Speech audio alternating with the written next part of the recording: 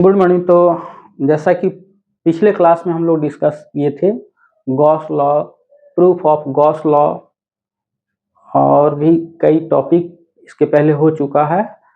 आज हम लोग उसी से रिलेटेड एक टॉपिक हम बोर्ड पर लिखे हुए हैं, derivation of Coulomb's law through Gauss law. तो बता दें कि ये टॉपिक नहीं है, ये क्वेश्चन है। एनसीईआरटी में इस टाइप का टॉपिक दिया हुआ नहीं रहता है, लेकिन सीबीएसई बोर्ड के स्टूडेंट के लिए है। कई बार हम ऐसा क्वेश्चन बोर्ड में आते हुए देखे हैं और पूछा जाता है, इसीलिए इसको क्वेश्चन टाइप से हम लिखे हैं, derivation of Coulomb's law through Gauss law. Coulomb's law भी पता होगा, हम कहोगे कूलम्ब्स लॉ तो बहुत पहले पढ़ा दिए हैं, उसका रिवीजन हम लोग कर लिए हैं, फिर दोबारा क्यों कर रहे हैं। तो derivation of Coulomb's law through Gauss law ये आता है, तो डायरेक्ट कूलम्ब्स लॉ यहाँ लिख दोगे, नंबर नहीं मिलेगा। तुमसे जो क्वेश्चन पूछा जा रहा है उसका जवाब दो। गॉस लॉ के थ्रू तुमको कूलम्ब्स लॉ डिराइव करना है, ना कि कूलम्ब्स लॉ लिखना है। तो इसको अच्छी तरह समझेंगे। ये घुमा फिरा कर क्वेश्चन पूछता है। कई बार तो हम स्टेट बोर्ड में भी इसको पूछते हुए हम देखे हैं, क्वेश्चन बैंक में होगा भी, सारे बच्चे के पास होगा ये। तो आज हम लोग इसका रिवीजन करेंगे, इस क्वेश्चन का आंसर कैसे करेंगे वो देखेंगे। चलिए, तो यहाँ हम सबसे पहले इसको शो करने के लिए, डेरिवेशन करने के लिए हम पहले क्या करेंगे, इलेक्ट्रिक फील्ड निकालेंगे। ये एक स्फीयर है, सेंटर है और इसका ये रेडियस है r। अब इस पॉइंट पर हम इलेक्ट्रिक फील्ड निकालें। यदि चार्ज को हम एज्यूम कर लें, इस सेंटर पर Q चार्ज है, तो इसके सरफेस से टोटल इलेक्ट्रिक फ्लक्स निकालने के लिए हम यहाँ क्या करेंगे, एक छोटा सा एरिया वेक्टर ये लिए ds, ये P पॉइंट पर छोटा सा एरिया वेक्टर ds लिए और ds से टोटल फ्लक्स निकालेंगे और उसके बाद इंटीग्रेशन करेंगे तो स्फीयर से टोटल फ्लक्स निकल जाएगा। इस पॉइंट पर इलेक्ट्रिक फील्ड, चूंकि पॉजिटिव चार्ज है तो इलेक्ट्रिक फील्ड का डायरेक्शन जो होगा वह रेडियली आउटवर्ड ये E होगा। एरिया वेक्टर ds इसका डायरेक्शन n कैप डिसाइड कर रहा है, इलेक्ट्रिक फील्ड का डायरेक्शन r कैप से डिसाइड हो रहा है। ये दोनों पैरेलल डायरेक्शन में हो गया, जैसा कि हम गॉस लॉ के प्रूफ में भी बताए हुए थे। ठीक है, तो यहाँ पर पहले एक आध दो लाइन थ्योरी लिखेंगे। चलिए, consider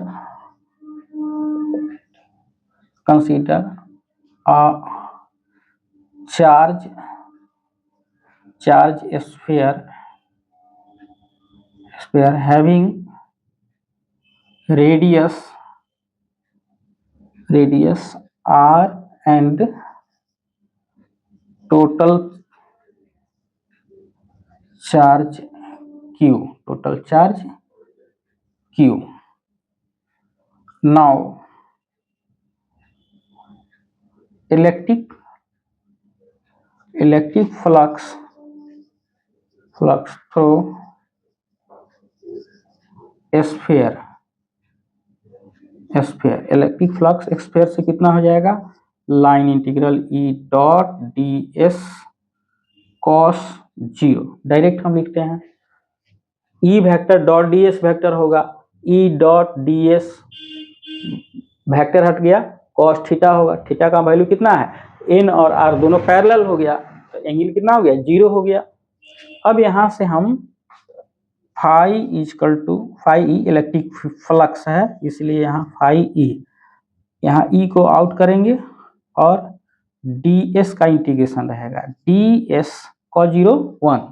ds is small surface area element of sphere के छोटे सरफेस एरिया को ds लिया गया है। ds integration of ds is a small surface area of a sphere. Integration of ds will be total surface area of a sphere. Integration of ds equal to s means total surface area. So ये होगा phi e equal to e into 4 pi r square, equation first. ठीक है, flux calculate किए तो इतना हुआ। अब यदि यहाँ चूंकि टॉपिक में दिया हुआ है, क्वेश्चन में ये दिया हुआ है कि गॉस लॉ के हेल्प से, तो यहाँ पर हम गॉस लॉ का हेल्प ले ही नहीं रहे हैं, गॉस लॉ का हेल्प यहाँ लेना है। तो चलिए अब गॉस लॉ का हम हेल्प लेते हैं। From Gauss law, from Gauss law, Gauss के नियम से phi E equal to q net यानी total charge by epsilon naught, ये होता है इक्वेशन नंबर 2। अब लेफ्ट साइड दोनों इक्वेशन का बराबर हुआ तो राइट साइड क्या होगा, बराबर होगा। तो यहाँ लिखेंगे from equation 1 and 2 we have,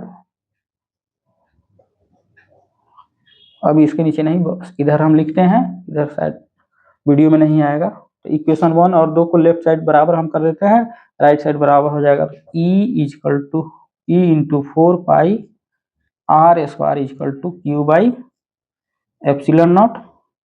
अब यहाँ पर ई इक्वल टू हो गया Q by 4 pi R square epsilon naught, इसको से सजा कर लिखेंगे, एप्सिलॉन नॉट को पहले आर स्क्वायर को पीछे करते हैं, ये ऐसा हो जाएगा 1/4 pi epsilon naught Q by R square.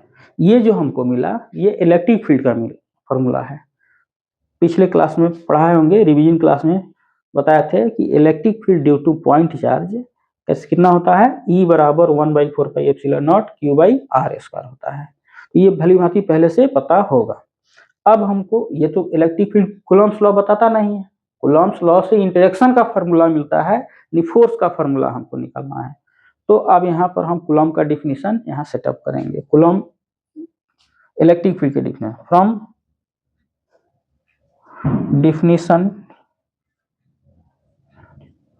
definition of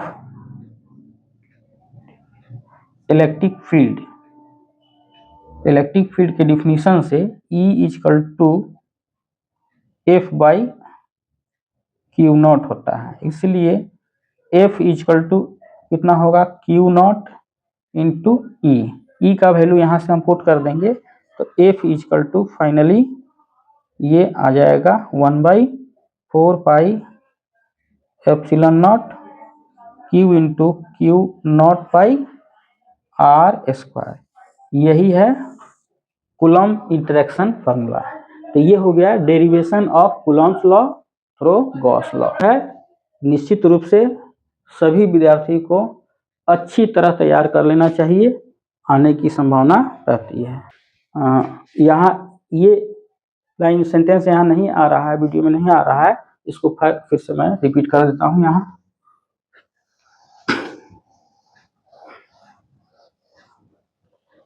ये डेरिवेशन नीचे जो दी गई है वह है F equal to 1/4 pi epsilon naught Q into Q naught by R square.